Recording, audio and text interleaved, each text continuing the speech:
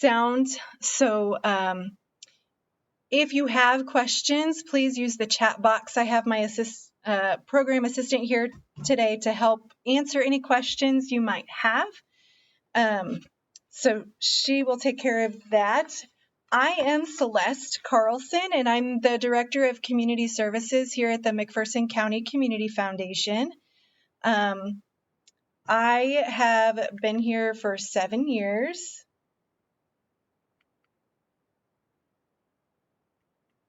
Oh no. And I have been in this position of working as Director of Community Services for just over 3 years. So I've seen lots of grants come by my desk, and I'm going to share some wisdom of things I've seen done right and some wisdom of some things that I think could be done better. So I will share the microphone with my colleague, Jessie, so she can share a little bit about herself. Hi, I'm Jessie Boffman. I'm here to help Celeste today. I've been with the foundation coming up on 3 years. I'm the program assistant here, and I kind of do a little bit of everything wherever they need me. And such as the nature of a small office, I think. That's right.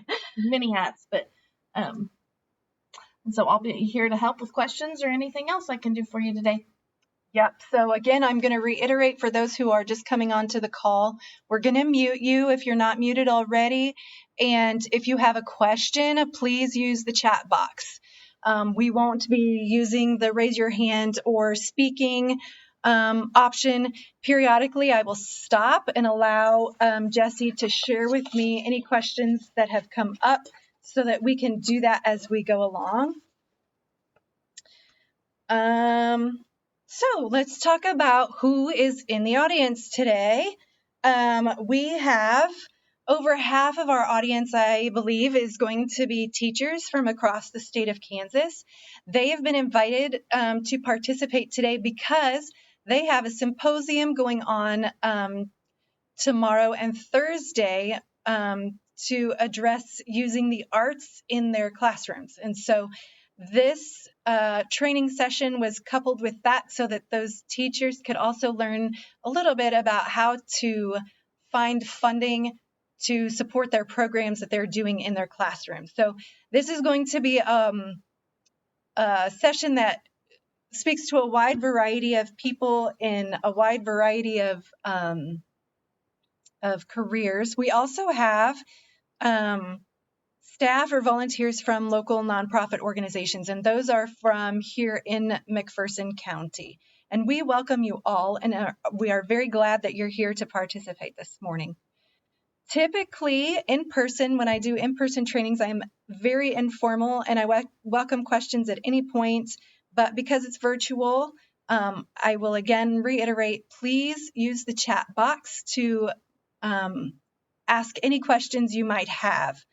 Jessie will help address those questions if she can, or periodically I'll be stopping and asking what those questions are. So just to give you an idea of how today will go, each session is capped at 50 minutes because of the subscription I have with WebEx. So at 20 minutes past each hour, we will take a 10-minute break.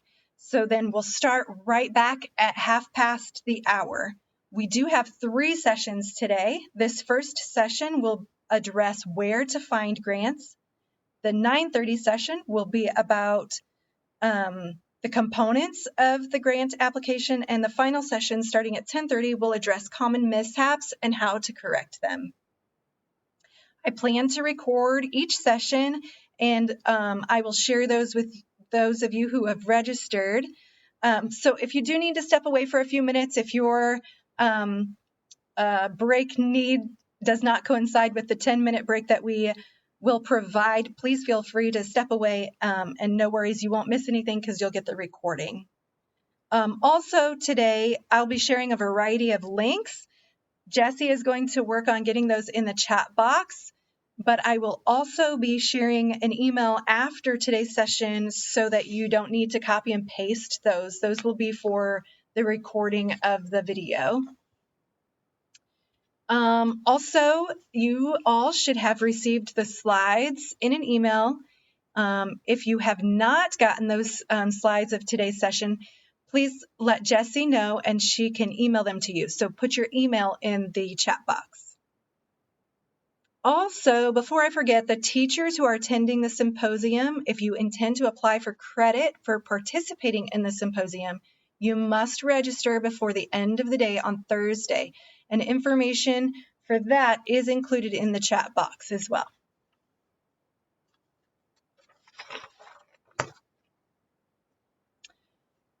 So the first thing I want to address today is, why are grants important?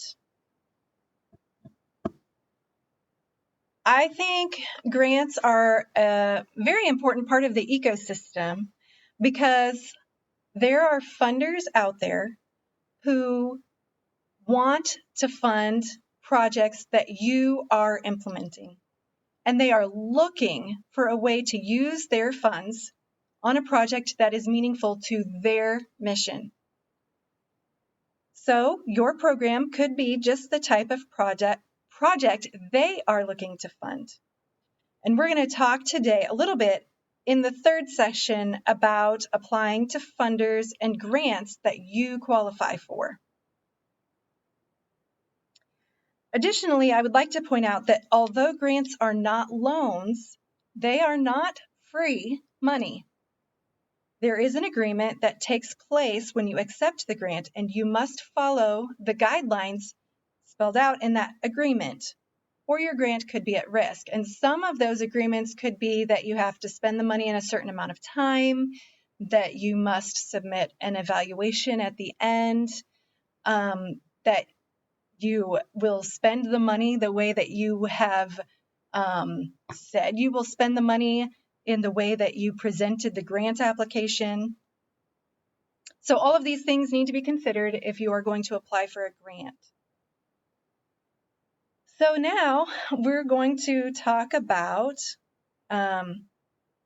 where to look for grants and to see if your project qualifies for funding. And remember, you should have the handouts. We're in session number 1, where to find grants.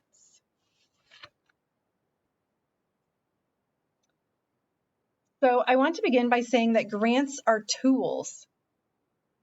As you can see in this graphic here, it says, where I come from, this is also known as a flathead screwdriver. What I'm hoping to share with you today is that these tools, when used properly, can be a very great benefit to you and the programs and projects that you implement in your classrooms and in the nonprofits that you serve. So there are a variety of places that you can be looking for grants and to learn about grant opportunities to apply for. First, I recommend talking with your local community foundations.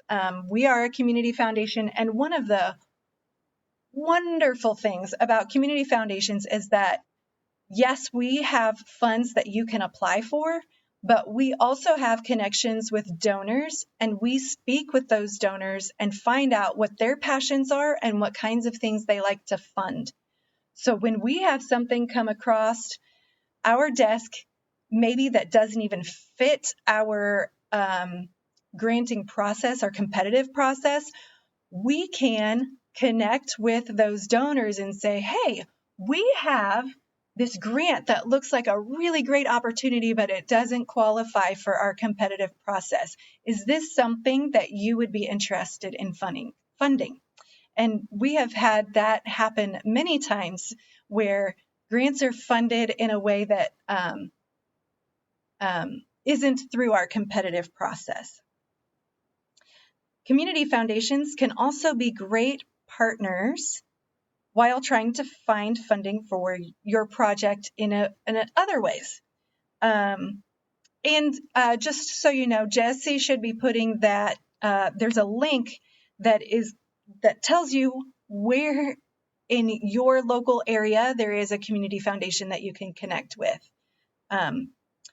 So if you need help with that, please let me know. I'll give you my email address at the end of the session, and you can connect with me if you need to. But community foundations, like I said, they offer generic competitive processes. They also offer help regarding the application process. Like I'm doing today, I'm offering generic information regarding grant writing, but I also have specific information for our grant process. So if you are planning to apply to our grant process, I can offer specific help for that.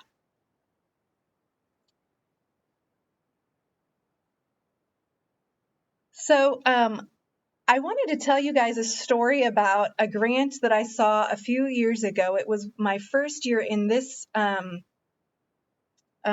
position, and it was a really great example of how the competitive process is used for teachers.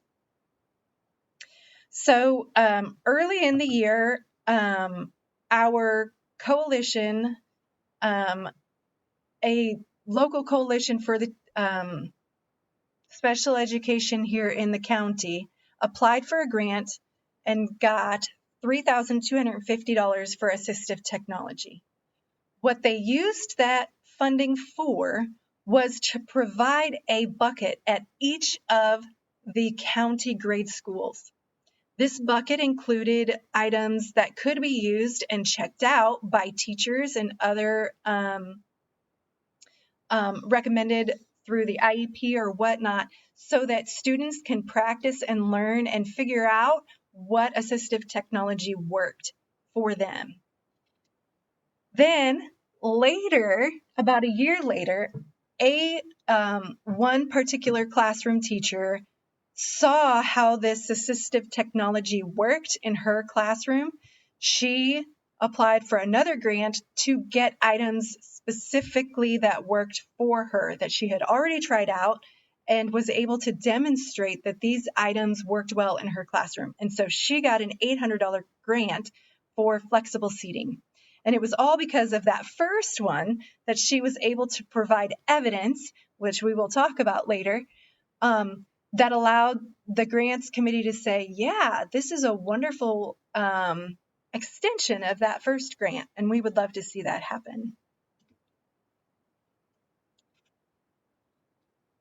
Another place to search for grants is by looking for those who have funded you in the past. So if you know of other teachers that are in your school district that have gotten grants in other ways, I would reach out to them and find out where they have gotten those grants, and see if there are ways that you can connect with those funders as well. I also recommend reaching out to your administrator to see if your school has its own foundation. Because if so, that might be a way to get your project funded. I know that our local district has a foundation, and they give a variety of grants, and I think those grants are upwards of $25,000 a year, not per teacher, but teachers can apply for grants that are then collectively $25,000 a year. So that might be a way for you to also get funding if you're a teacher. Another place to look is the United Way. They might be more interested if you're a school district, I'm not sure, but they could be a good resource for finding funding. And then the final thing I want to talk about is our foundation directory online. And this is a database that houses grants that have already been given. And so, for example, we have a subscription to Foundation Directory Online. And because we have a subscription to them, we share our granting with them, and they share that granting with others who search this database. The database itself is typically only searchable if you have your own subscription or by going to a library that has the subscription. So for example, if you come to McPherson and you want to search the database, you can search our database, but you must be connected to our Wi-Fi.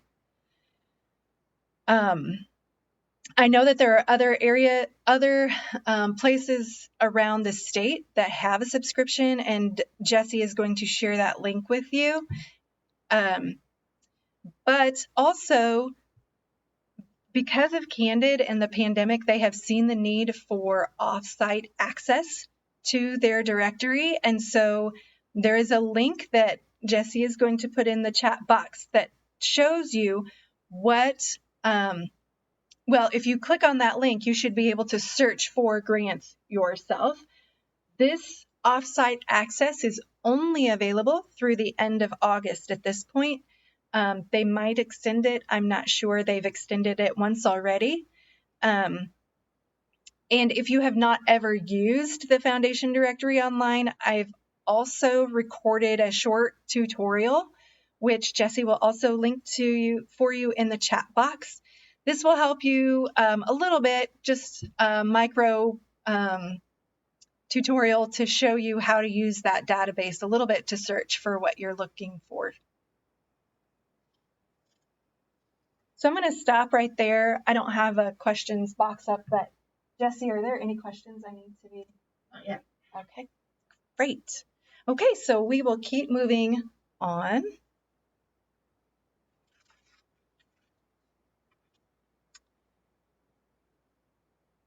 So I wanted to point out some other resources in your community that you might consider reaching out to in order to apply for a grant. I know that our local banks in McPherson love to support projects that are going on, particularly when they benefit the youth of our community. And so if you have a connection with a bank, which you probably do, I would reach out to them and see if there's any kind of funding opportunities for the projects that you would like to implement. You can also reach out to internet providers or places like Target, Walmart, Costco, Dollar General. I will put a caveat in there, though, regarding Walmart. 10 years ago, when I was doing some fundraising for, I was in charge of prom, and I was doing fundraising for them. It was a little bit easier to get that application in and work with our local Walmart directly. Now you must fill out an online application. I think it's a little more extensive, but it's worth looking into if you're needing funding and you need just one more place to try and garner that fund. You could also look at Kansas Parks and Wildlife or K-State Research and Extension. These are great places for if you have an ag in the classroom kind of thing or some kind of outdoor activity that you want to implement and you need supplies to do that, then these two might be a great place to look for funding. You could also check with the railroads that service Kansas, or perhaps you guys have civic groups in your local community that you can reach out to. And of course, energy companies are a great resource to connect with.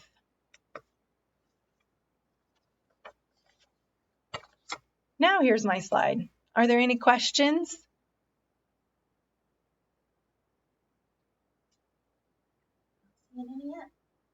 Well, we're a little ahead of the game. This is great.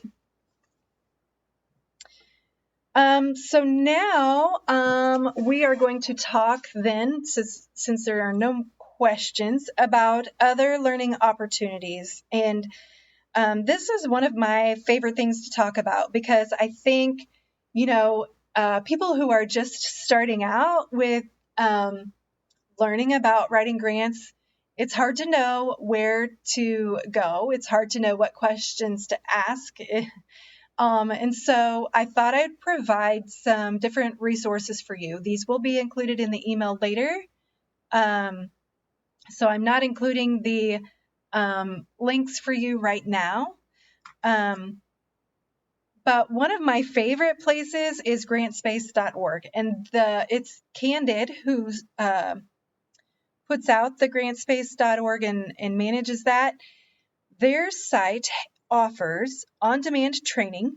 Some of their training is free, especially if it's an intro class, and some of their trainings cost a fee. But they have in-person training.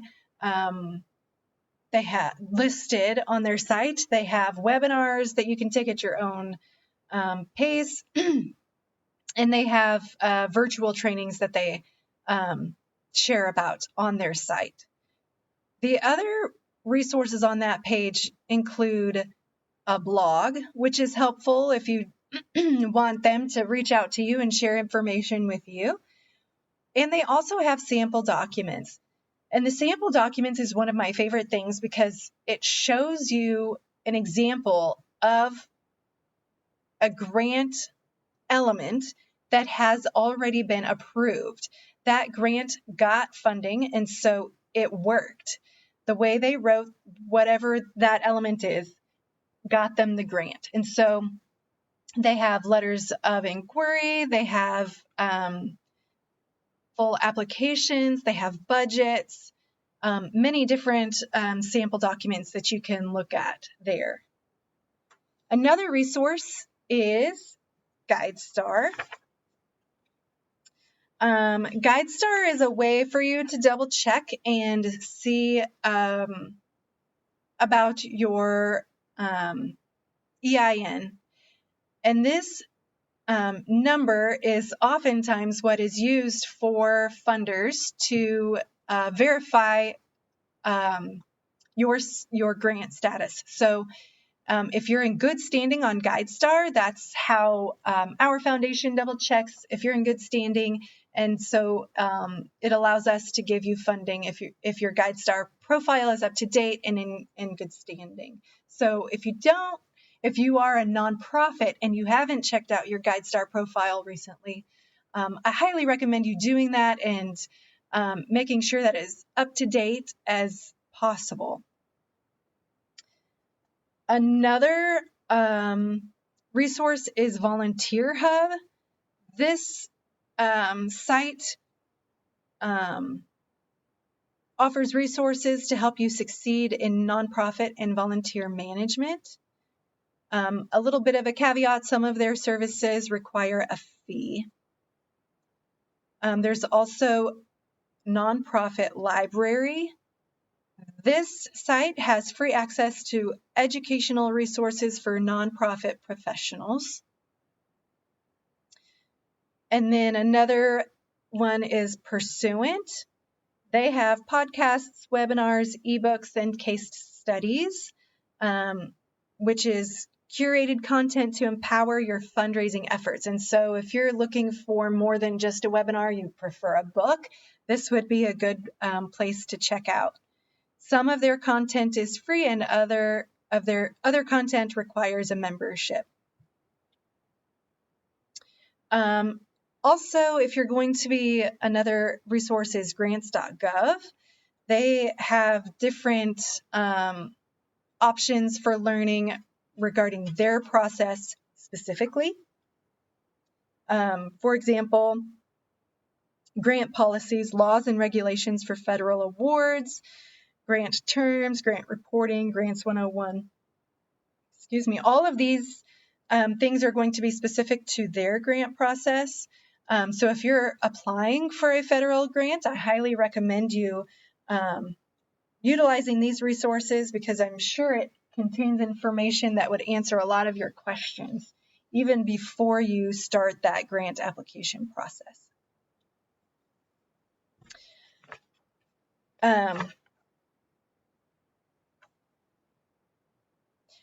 Another resource is nonprofitready.org, and this is free learning resources in nonprofit management, so that those who are leading nonprofits are able to learn about leading So we have a few minutes here. Oh, great. Nope, we have a question. So let's go to the question. The question is if a classroom teacher, what do they use for EIN number is requested in the grant application? So the question is, in case you didn't hear, is if a teacher is applying for a grant that requires an EIN, how do they apply? I'm not sure you would qualify, and we'll talk about this a little bit more later, but you would need to reach out to that funder and find out if you actually qualify as a school district. Sometimes you have to be a certain type of nonprofit in order to qualify. So for us, here at our foundation, there is a number. If you're a teacher or if you work for the city or if you don't have that specific EIN number that would coincide with a Guidestar profile, we ask you to enter a different number because we have to have a number in there. So for us, it's really easy, but each funder is going to be a little bit different. Did I see another question? What was the last organization that after grants got the audio cut out? Oh, okay. So the question was, what was the last resource I listed after grants.gov? And that is nonprofitready.org. And again, I will be sharing those resources with you at the end of all of the sessions today. They'll be shared with you. We have some people joining us that are not getting sound. Oh, no.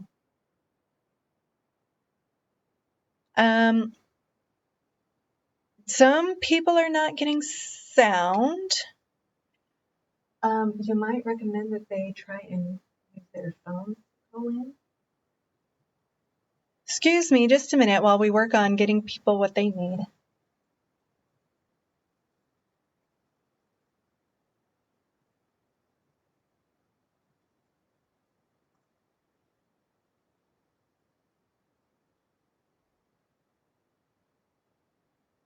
So hopefully those of you who have missed out so far today, I apologize.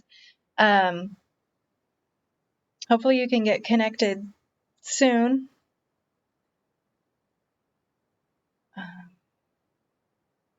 For those of you who are on the call and who do have sound, I would love to hear from each of you regarding why you decided to take the Intro to Grant Writing course. If you have a specific project you're trying to fund, or if you're just new and you want to learn, or whatever the case may be. So I'll let you unmute yourself and share a little bit about what you're thinking for today.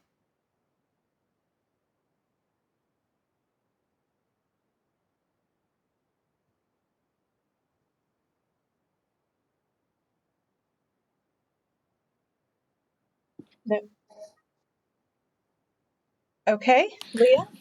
Okay, I'll go first. Sure, Are you great. hear me? I have written small grants before, and I am like always terrified to write a grant. Like I always feel like I don't have a clue of what I'm doing. I've gotten some success with it, but I always just feel like I need to know more because I'm always afraid I'm going to do something wrong or that my responses are not, good enough or professional enough. So I figure more information is good. Yeah, great. Well, I hope today's session helps you with that, because I'll offer some guidance on how to make sure that you're connecting with the funder themselves. And you're a teacher, right? Yeah, I am a K-5 teacher, K through 5. So I'm We lost some of what you so said.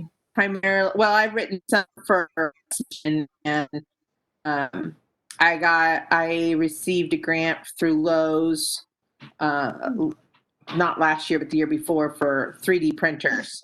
I don't know. I think mine is just always the fear of doing something wrong.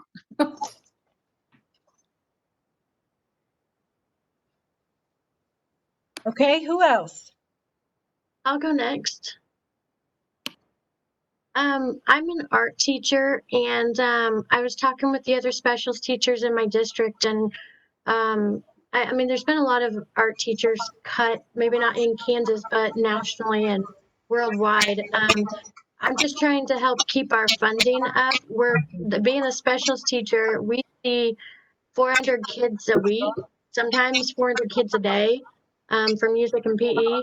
And we're really trying to stop the spread of COVID and add more materials to our classroom, make them safer environments for the kids. So we thought by looking for a grant, we might be able to help with that funding. Great. Who else wants to share what their... I'm considering starting a brand new program that doesn't exist. Is there specific ways to look for grants for that? Because as I've tried to look, if you're already up and running, it seems like they know what your purpose is. But if you're starting from scratch, do you have suggestions? Yeah, that's a tough one. I think a relationship with a funder who might be interested in what you're doing might be the key, because then you can be talking about the kinds of things that they require. For example,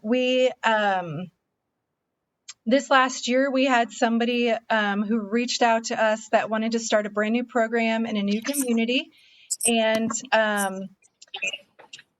they reached out to me. We had several meetings, and I offered some guidance on how to present their request in a way that was meaningful for the grants committee to understand that it is a startup, that that they will be collecting data to verify that they're doing what they want to be doing, that their funding request is not going to be ongoing for forever, but has a sunset at 3 years. So there are a lot of elements when you're first starting up that make it a little bit more challenging. But I think if you have a relationship with a funder, then you're going to be able to talk through some of those elements so that they get what they need in order to help you get what you need. Thank you. Who else? Linda, I just saw your question, and yes, I am recording, and I will be sharing those recordings later today, I believe, and so you should get the whole session at the end of the day. I apologize for the sound not working for you.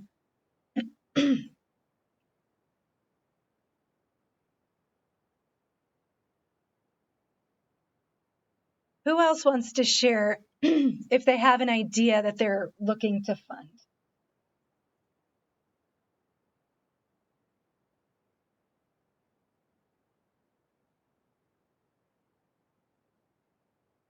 Are there any other questions? I don't think so.